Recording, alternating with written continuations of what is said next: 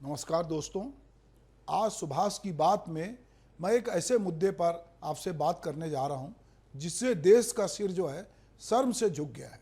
हम लाख डंका बजा लें कि हम दुनिया में एक नई आर्थिक और सामरिक शक्ति बन गए हैं, हम विश्व गुरु बन गए हैं, लेकिन मणिपुर में जो कुछ घटा है उसकी निंदा करने के लिए हमारे पास शब्द कम पड़ रहे हैं। इस घटना के बाद भी लंबे समय तक चुप्पी बताती है कि जिम्मेदार कितने बेशर्म हो चुके हैं। ऐसे में बात को आगे बढ़ाने के लिए पुष्पमित्र उपाध्याय की एक कविता की कुछ पंक्तियां मैं पढ़ना चाहूँगा जो इस वक्त के हालात को बयां करती है। कब तक आस लगाओगी तुम, कब तक आस लगाओगी तुम, बिके हुए अखबारों से कैसी रक्षा मांग रही हो, दुशासन दरबारों से स्वयं जो लज्जाहीन पड़े हैं वे क्या लाज बचाएंगे। सुनो द्रौपदी शस्त्र उठा लो, अब गोविंद ना आएंगे। तुम ही कहो ये अश्रु तुम्हारे, कल तक केवल अंधा राजा, अब गूंगा बहरा भी है।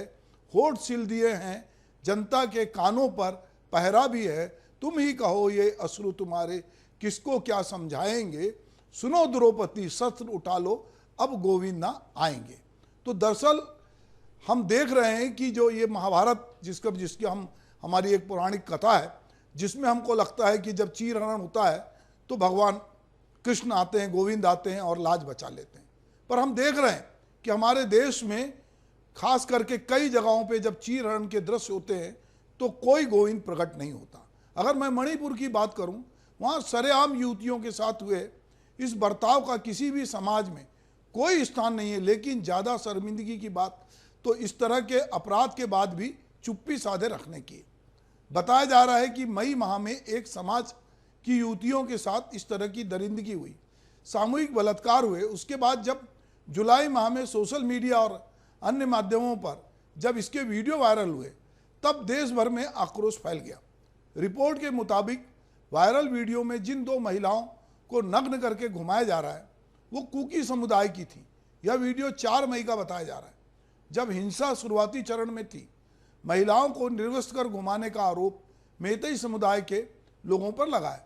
इस पर बयान देते हुए प्रधानमंत्री नरेंद्र मोदी ने कड़ी कार्रवाई की बात कही। बहुत देर आए दुरुस्त आए, बहुत दिनों बाद उन्होंने ये चुप्पी तोड़ी है। बार बार पूरा देश कह रहा था कि मणिपुर में जो कुछ हो रहा है उस पर इतने मुखर प्रधानमंत्री बोल नहीं रहे हैं, चुप्पी साधे हुए, पर आज उनकी चुप्पी टूटी। गृह मंत्री अमित शाह ने मणिपुर के सीएम से बात की। संसद के मानसून सत्र में भी इस पर जोरदार हंगामा हुआ।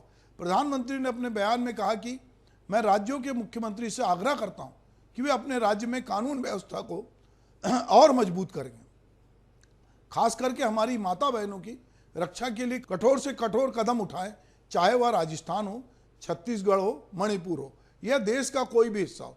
कानून व्यवस्था बनाए रखना और महिलाओं का सम्मान करना किसी भी राजनीतिक बहस से ऊपर रखा जाना चाहिए। मैं देशवासियों को विश्वास दिलाता हूं कि किसी भी गुनाहगार को बख्शा नहीं जाएगा। कानून अपनी पूरी शक्ति के साथ कदम उठाएगा।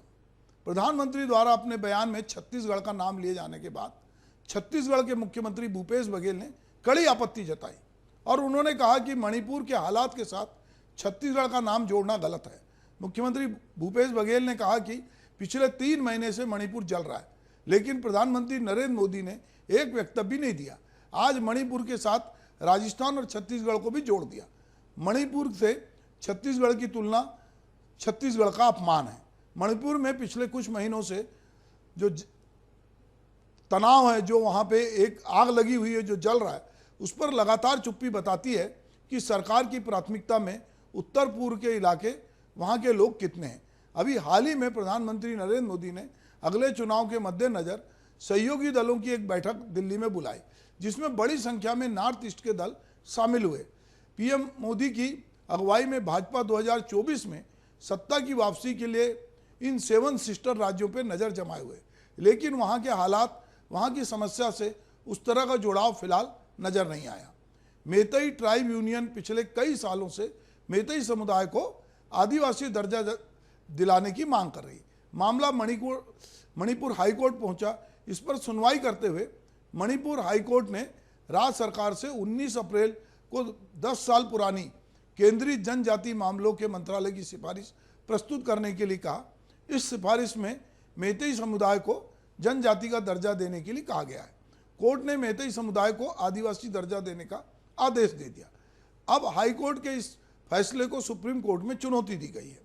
सरकार की अवैध अतिक्रमण के खिलाफ कार्रवाई, आरक्षण विवाद के बीच मणिपुर सरकार ने अवैध अतिक्रमण के खिलाफ कार्रवाई के दौरान जो किया, उसने इस पूरी घटनाक्रम में आग में घी डालने का काम किया।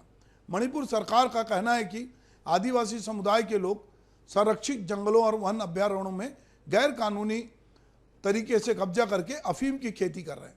ये कब्जा हटाने के लिए सरकार मणिपुर फॉरेस्ट रूल 2021 के तहत फॉरेस्ट लैंड पर किसी तरह के अतिक्रमण को हटाने के लिए अभियान चला रही है। अभी यहाँ समझना पड़ेगा कि जो कुकी और मैतेई समाज है, चूंकि वहाँ पर मैतेई समाज का बाहुल्य है और वो लोग बड़ी संख्या में विधानसभा में भी हैं और सब जगह हैं, इसीलिए कहीं ना कहीं जो नागा हैं या कुकी हैं, उनको लगता है कि मैतेई समाज जो है वो हमारे अधिकारों का हनन कर रहा है, हम पे राज कर रहा है। वहीं जो आदिवासी हैं जो कि पहाड़ियों पे रहते हैं, उनका कहना है कि उनकी पैतृक जमीन है, उन्होंने अतिक्रमण नहीं किया बल्कि सालों से वहाँ रहते आए हैं।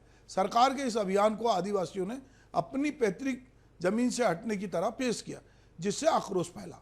इधर हिंसा के बीच कुकी विद्रोही संगठन ने भी 2008 में हुए केंद्र सरकार के साथ समझौते को तोड़ दिया। दरअसल कुकी जनजाति के कई संगठनों ने 2005 तक सैन्य विद्रोह में शामिल रहे हैं। मनमोहन सिंह की सरकार के समय 2008 में तकरीबन सभी कुकी विद्रोही संगठनों ने केंद्र सरकार ने उनके खिलाफ सैन्य कार्रवाई रोकने के लिए सस्पेंशन ऑफ द ऑपरेशन यानी SOS एग्रीमेंट किया था, जो कि इस हिंसा की को आग में खाक हो गई। युवतियों को नग्न करके घुमाने के मामले में चीफ जस्टिस जो है सुप्रीम कोर्ट के DY चंद्रचूड़ ने कहा कि हम सरकार को कार्रवाई करने के लिए थोड़ा समय नहीं देंगे, तो हम खुद इस मामले में हस्तक्षेप करेंगे। हमारा विचार है कि अदालत को सरकार द्वारा उठाए गए कदमों से अवगत कराया जाना चाहिए ताकि अपराधियों पे हिंसा के लिए मामला दर्ज किया जा सके। बताया जा रहा है कि इस कांड के प्रमुख जो आरोपी को गिरफ्तार कर लिया गया है, लेकिन वहाँ पूरी तरह शांति स्थापित करना अब केंद्र सरकार की जिम्मेदारी है। साथ ही युवतियों का अपमान करने वालों के खिलाफ कठोर कार्रवाई की जानी चाहिए, जिससे समाज में एक संदेश जा सके। तो लगातार मणिपुर को लेकर आज लोकसभा में भी लगातार बातचीत हो रही है, देश में लगातार बातचीत हो रही, पूरा देश देख रहा है कि मणिपुर जो हमारा एक हिस्सा है, ऐसा लग रहा है कि हमने उसको अलग थलग कर दिया था। और इतने 65 दिनों से ज़्यादा से वहाँ जो कुछ हो रहा है उसको लेकर भी पूरे देश में अलग तरह की चिंता थी और केंद्र सरकार को घेर रहे थे। आज प्रधानमंत्री पहली बार, ज़्यादातर वो प्रेस के सामने नहीं आते, पर एक प्रेस कॉन्फ्रेंस को वो संबोधित कर रहे थे तो लग रहा था कि किसी सभा को संबोधित कर रहे हैं। और उसमें उन्होंने जब बात की तो उन्होंने पहले राजस्थान का नाम लिया, फिर छत्तीसगढ़ का नाम लिया, फिर मणिपुर का नाम लिया। अब सवाल है, कोई भी प्रदेश हो, जो घटना मणिपुर में हुई है उस तरह की घटना ना तो अभी फिलहाल राजस्थान ना छत्तीसगढ़ में हुई। छत्तीसगढ़ में यदि कुछ लोग सड़क पर अपनी मांगों को लेकर नग्न दौड़े हैं तो उसको दो युवतियों को के साथ उनको नंगा करके रेप करने से तो नहीं जोड़ा जा सकता। इस तरह की घटना यदि छत्तीसगढ़ का नाम आता है तो निश्चित रूप से इसको पार्टी पॉलिटिक्स से ऊपर हटकर भी सोचना पड़ेगा। अभी छत्तीसगढ़ के बारे में कई बार पहले बात होती रही कि जैसे ही छत्तीसगढ़ का नाम आता था तो नक्सलाइट हिंसा का नाम आता था, पूरे एक डर का वातावरण था कि छत्तीसगढ़ में जाएंगे तो छत्तीसगढ़ में नक्सलाइट मिलेंगे। उसके पहले जादू टोड़ने की बात आती थी। छत्तीसगढ़ धीरे धीरे अपनी एक नई छवि, एक विकास की छवि गढ़ रहा है, एक ऐसे उभरते हुए राज्य की छवि गढ़ रहा है जिसने तेजी से विकास किया है, जो शांति सद्भाव भाईचारा का है, जहां सभी लोग, चाहे वो भाजपा के हों चाहे कांग्रेस के या किसी पार्टी के, जो ये कहने से नहीं थकते कि छत्तीसगढ़िया सबले बढ़िया। तो यदि छत्तीसगढ़िया सबले बढ़िया है तो इस तरह की घटना यदि मणिपुर में हुई है तो उसकी चिंता छत्तीसगढ़ में, और ये घटना नहीं होनी चाहिए। अगर जो कुछ हो रहा है, स्त्रियों के प्रति हमारा नजरिया क्या है, हम महाभारत काल से लेकर आज तक देखते हैं कि जब भी कुछ ऐसा होता है स्त्रियों को साफ टारगेट बनाया जाता है, उनको नंगा करके हम जितनी गालियां देते हैं, हम पुरुष समाज जो है, मेल डोमिनेटिंग समाज जितनी गालियां बकता है वो स्त्रियों को संबोधित होती है, उनके जनानांग को संबोधित होती है। दरअसल हमारी मानसिकता ये है कि हम जब किसी द्रौपदी को नंगा करते हैं तो हमको लगता है कि हम बहुत तीर मार रहे हैं। तो बहुत सारे दुर्योधन और उस सभा में बैठे हुए सारे लोग, जहां मणिपुर में बाकी जनता है, अगर ये वीडियो वायरल नहीं होता तो ये घटना सामने नहीं आती। ऐसी बहुत सारी घटनाएं हमारे समाज में अलग अलग घटती हैं, पर वो कभी कभी प्रकाश में आती हैं। पर हम जानते हैं कि इस तरह की घटनाएं जो कुछ हो रही है हमारे देश में, दिल्ली की राजधानी में, चाहे यूपी में, कहीं पर भी औरतों के साथ बलात्कार हो रहा है, उनको प्रताड़ित किया जा रहा है। अब चूंकि ये मामला मणिपुर का है, वीडियो वायरल हुआ है और उसके बाद सरकार के स्तर पे कार्रवाई हुई है, तो ये देखकर सब शर्मसार हैं। कहीं पर भी हो, स्त्रियों की इज्जत होनी चाहिए। जो लोग इस तरह की मानसिकता रखते हैं उन पे कड़ी से कड़ी कार्रवाई होनी चाहिए। हमने निर्भया कांड में देखा, हमने उसके बाद हैदराबाद में देखा, और हम लगातार देखते हैं कि स्त्रियों के प्रति एक जो नज़रिया है, जो मेल डोमिनेटिंग समाज, और इस घटना में मज़ेदार बात यह है कि जो स्त्रियों का, जो लड़कियों का भाई था जो विरोध कर रहा था, उसकी भी हत्या उन लोगों ने की। तो ये एक समुदाय, एक बहुसंख्यक समुदाय, यदि अपने से कम संख्या वाले अल्पसंख्यक समुदाय पर इस तरह अत्याचार करेगा और चाहेगा कि वो जैसा चाहे वो वैसा रहे, तो इस देश का संविधान सबको बराबरी का हक देता है। कोई किसी को नहीं दबा सकता, सबको संविधान ने बराबरी के अधिकार दिए। जो इस देश में पैदा हुआ है उसको ये अधिकार है, चाहे वो कुकी हो, नागा हो, चाहे मैथई हो, चाहे कोई XYZ हो, सबको एक से अधिकार हैं। तो ये समझना पड़ेगा कि एक साथ रहना। कोई ये भी बात आ रही है कि इस पूरे मामले में विदेशी जो ताकतों का हाथ बताएं, पड़ोसी राष्ट्र का भी इसमें कहीं योगदान है, ये बात भी आ रही है। पर जो कुछ हो, हाईकोर्ट ने जो एक पुराना 10 साल पुरानी बात थी उसका आदेश दिया।